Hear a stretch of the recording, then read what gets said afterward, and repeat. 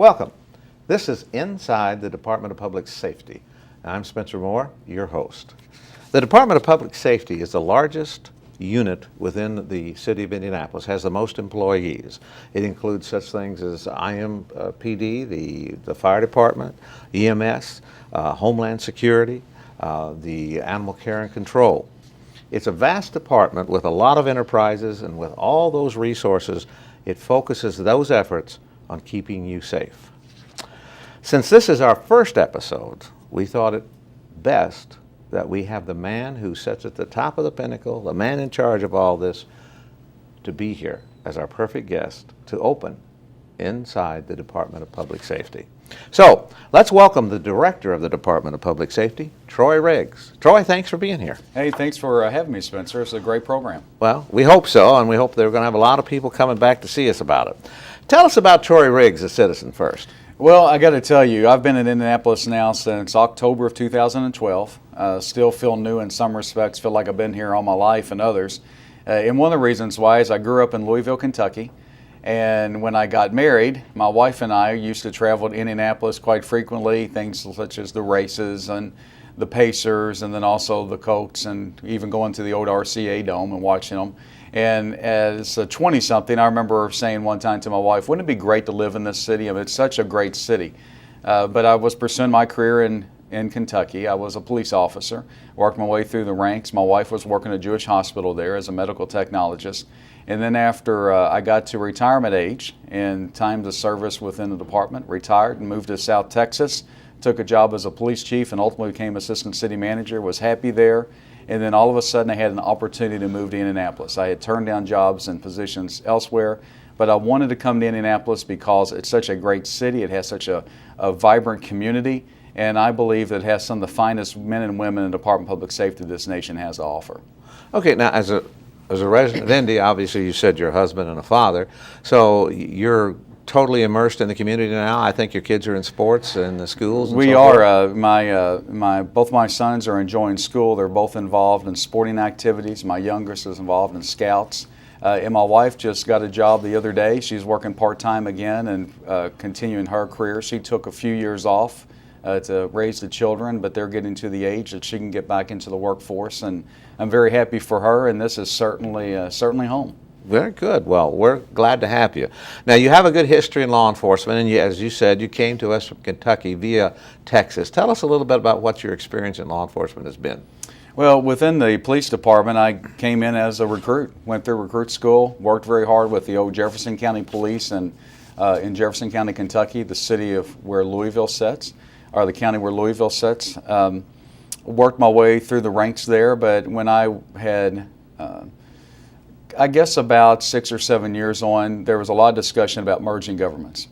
And at that time, I was selected to be part of the staff for the new judge-elect. And she asked me to become her spokesperson and to help work with a merger referendum, a referendum that had failed twice in the city. We worked on that. The referendum was successful. It passed. The city and county was going to merge 2 years later. We reached out to Indianapolis for a lot of guidance, a lot of help, and they were certainly helpful. After working a stint in the judge's office, I did go back to the police department. I was an officer during that entire time, but I went back to the police department, continued my career. And then when merger occurred, I found myself as a lieutenant in the district, waiting to see what the future held. And there was a new police chief, Robert C. White, that came out of Washington, D.C. And he became our police chief, was tasked with merging the police departments. So he selected me as his first member of his executive staff. I interviewed for the position, became the chief of staff there, and we merged what at the time was the largest police merger in the history of the United States. That was a pretty long process, an arduous process. You had two different departments with two different policies and procedures. We pretty much had it merged within 2 years. And then we continued to build upon that. I retired from the Louisville Metro Police Department as the rank of assistant chief and still with the title of chief of staff. Worked very closely with the chief each and every day for 7 or 8 years. And at that time I was ready for a challenge of being a police chief and took a job in South Texas at Corpus Christi, a wonderful city, great workforce. The department had a lot of issues at that time. We worked very hard. We were able to stabilize that department and gain national attention within 2 years. And because of that, the city manager asked me to be the assistant city manager and oversee all of operations regarding public safety. And there I controlled probably 60–70% of the entire budget.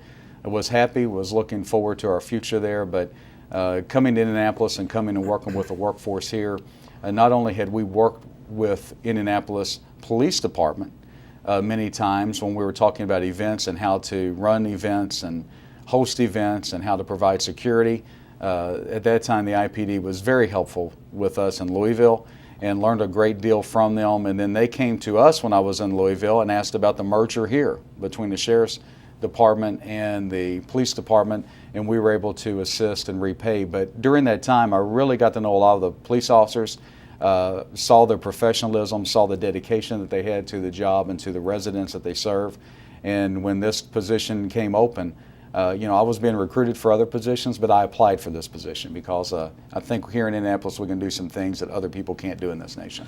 Well, now that you've been here for, going on 2 years this fall, I think? Yes. What has impressed you about Indy?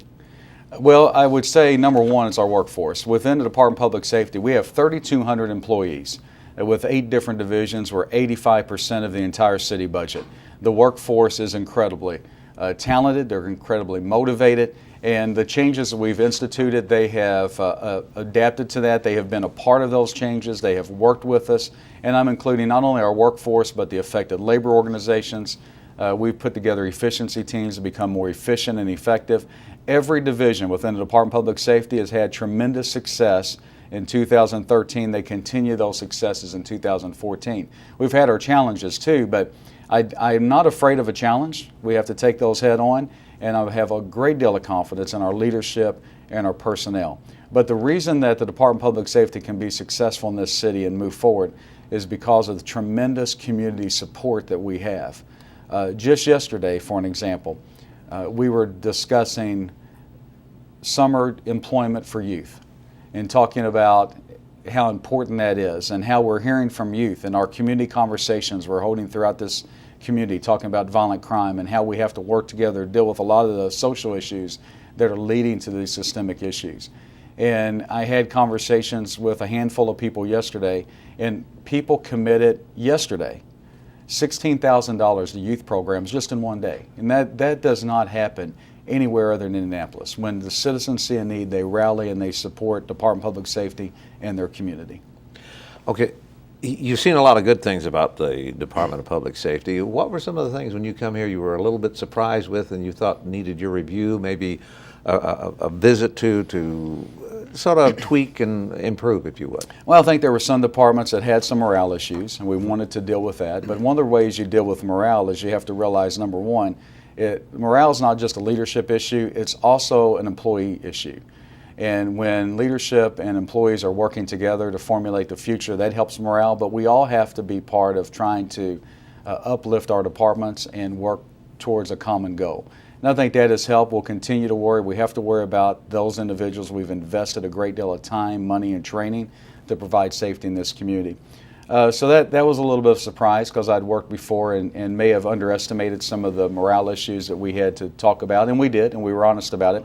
The other thing that surprised me, and the mayor was already on the way of fixing this. It's something he inherited. It's generational, decades deep, is the lack of a lot of technology and data that we need to make firm decisions in real time. The mayor, when we talked early on, talked to me about some of the work I had done in combining government agencies and their data and working more holistically. And the mayor had invested $15 million in what is essentially a computer-aided dispatch and record management system. What does that mean for citizens? It means that if you need first responders, they're probably going to get there faster because of this, and we're going to know who's there, who's the closest vehicle. You're going to get services to your home sooner. The other thing that means is that data is going to be collected in a way that hasn't been before, and we're going to be able to actually map crime, quality of life issues, and the mayor of this city will be able to walk into one room, see all this data, all the government services, all the needs on one screen, be able to pull all this together and make decisions in real time. This is the same data that we're going to share with the public later this year. So for instance, if you're looking at crime data in your neighborhood, the longest lag there'll be in you getting crime data is 8 hours.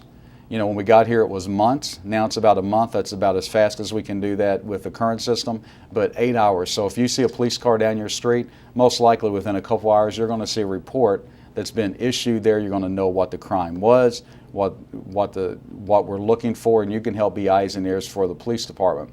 As we move into 2015, we'll put quality of life data, animal care control information, EMS data on run volumes, what type of health issues do we have, code enforcement data. All that will be made to the public so we can work together to strengthen our community and build upon the legacy that we have here in Indianapolis. Now, since you've been here, you've had a few major incidents that you've had to deal with. So I'd just like to, we've had the Richmond Hill explosion. We've had Officer Bradway's death, of course. We've had a concern about violent crime trend. You've been able to deal with neighborhood groups, understand them, learn them. And of course, we've had the hurt and harm of the recent Carmack-Anders issue. Mm-hmm. How has this impacted on public safety, and what are we doing to maybe neutralize these types of impacts? Well, and let's just go down the list and talk about some of the things that we've worked on, and it's been difficult. And I'll tell you, that is something else that's unexpected. You're always expect the unexpected. However, you don't expect this much. And we've been dealing with quite a bit since I arrived. First of all, let me just talk about Richmond Hills. I had been here less than 2 weeks, and the Richmond Hills explosion occurred. And I remember I was sitting watching a football game and got up and I go to the scene, and it was the largest explosion I had ever witnessed as far as the damage and seeing some of the damage to the surrounding homes. And we knew it was a large event. We didn't know the magnitude till probably days later. So we arrived at the scene. Being the new director of public safety, I was able to see some outstanding work from our first responders. Some of them showing up in t-shirts and a pair of shorts. They just heard an explosion. They go to the scene because they knew somebody was in need. They did tremendous work there. But something that we did that was different, that people weren't used to, something that I talked to the mayor about that night, was that with all these agencies showing up, we needed a real coordinated effort in Richmond Hills.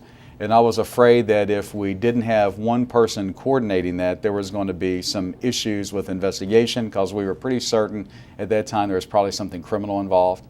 We wanted to make sure that we helped citizens rebuild their lives. That was extremely important to the mayor, important to all of us.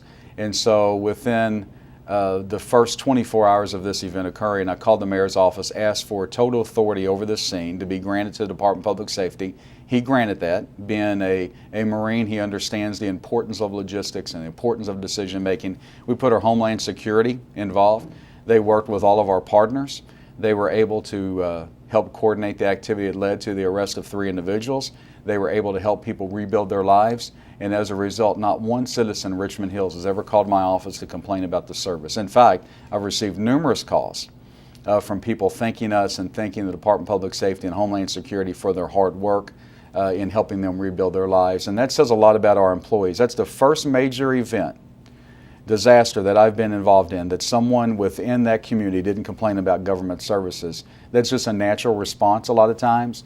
But I think it says a lot about our response. I think it says even more about the good people of Richmond Hills, and that they helped become that part of that solution. The Officer Bradway death, obviously that is something that you're very familiar with, that is tragic, that you always worry about when you have someone that you know or love in law enforcement. He was doing his job. He was extremely heroic. I think it always is a reminder to all of us, internally within the Department of Public Safety, the risks that are associated with this job, but also it demonstrated to the public the work that our law enforcement and all of our public safety officials do every day. That was a tragedy. It does not happen that often. It actually occurs far too often for us, but it doesn't happen that often. The public was very supportive. That was good to see the public rally around that family. But it also made us sit down and look at what services do we provide for our officers that are grieving. It's a stressful position. What do we do as a Department of Public Safety? I can tell you that IMPD does far more than any department I've ever been associated with. Very proud of the work that they do, but we also wanted to take that to another level, not just for IMPD, but also for all of the Department of Public Safety.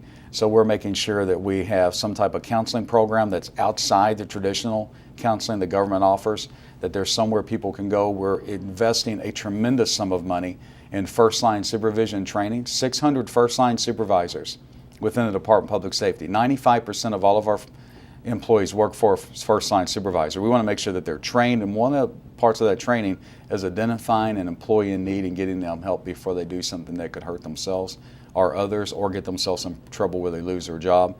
So we're also investing in training for our executive staff. For the police department specifically, we've purchased a new program that flags officers that may be having rudeness complaints or something that shows that there's trouble.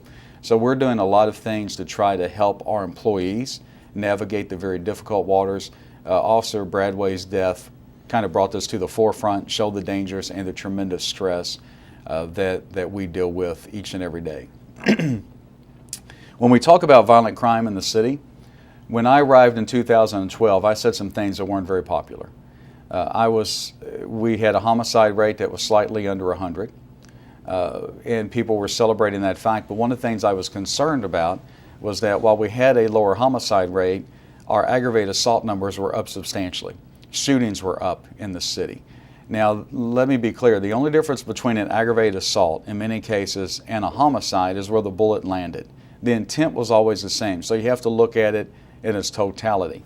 So the mayor and I had a long conversation, directed the chief to host a violent crime review team, or a reduction team.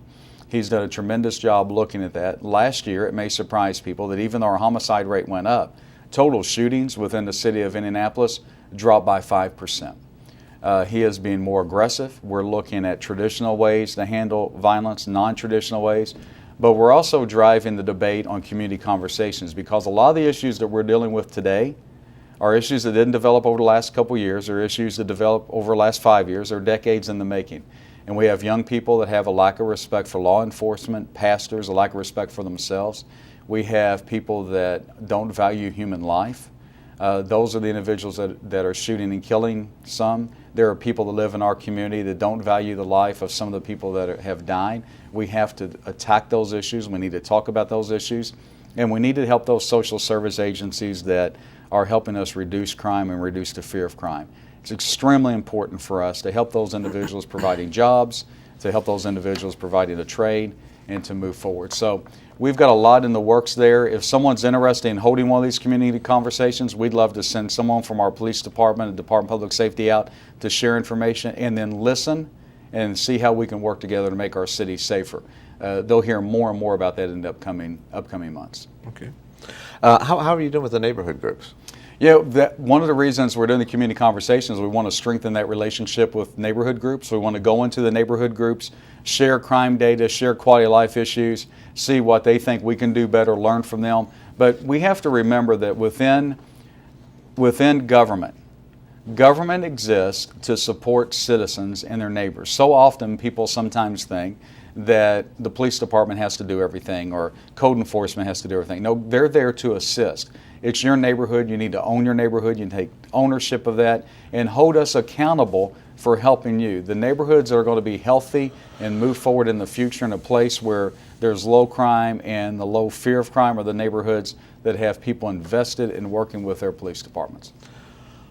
What are your Keystone vision? What's the Keystone elements of your visions for public safety, maybe in the next year, next 5 years? Well, I have to think when I look at Department of Public Safety, my responsibility to the citizens of this community that I work for is not just today, but 5 and 10 years down the road. I need to make sure that we're doing what we can do today to provide safety, but also we need to make sure that what we're doing today doesn't adversely affect us 5 years down the road, 10 years down the road. So everything from technology to operations. That's why we've set goals and objectives. That's why we have administrative reviews to bring good business principles into the Department of Public Safety. That's one of the reasons you've seen so many successes in all the departments within the Department of Public Safety, and you've seen that all of them are below their budget. And it's because we're using good business practices. That's why the police department has been able to repurpose over 100 officers back to patrol. That's why the police department is able to hire 50 new police officers and 40 civilian employees this year with the same budget that was barely breaking even a few years ago, because we're using good business practices. And that means that it's sustainable and it has an impact. Because of these things, our department's one of the few in the nation, police department, a few in the nation that's hiring above the retirement rate right now, coming out of the great recession that we had.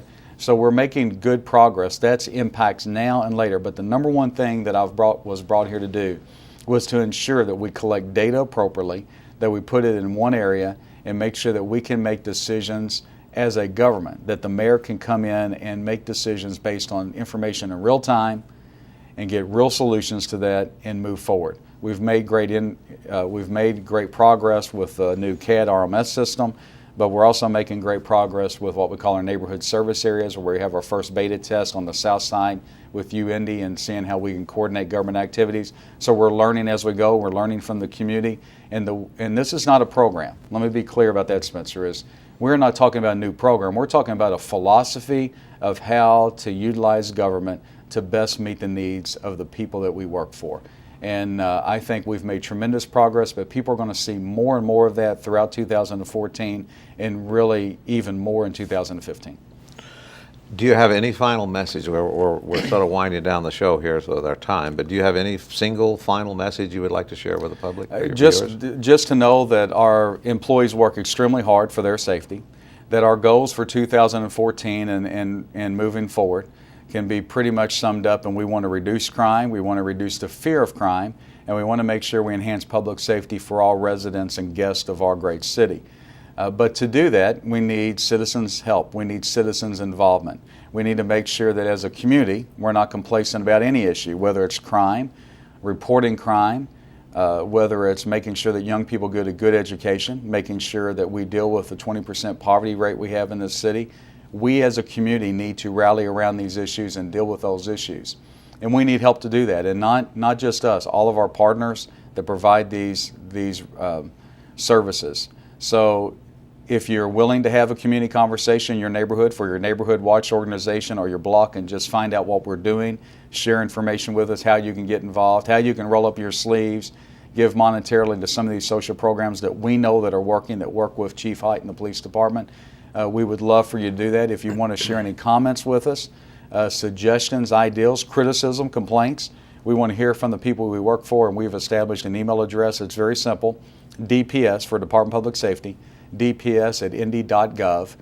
That email address is looked at daily by someone in my office, and you will be promptly responded to. And if you ask for information or have a question, we guarantee you we will get back to you.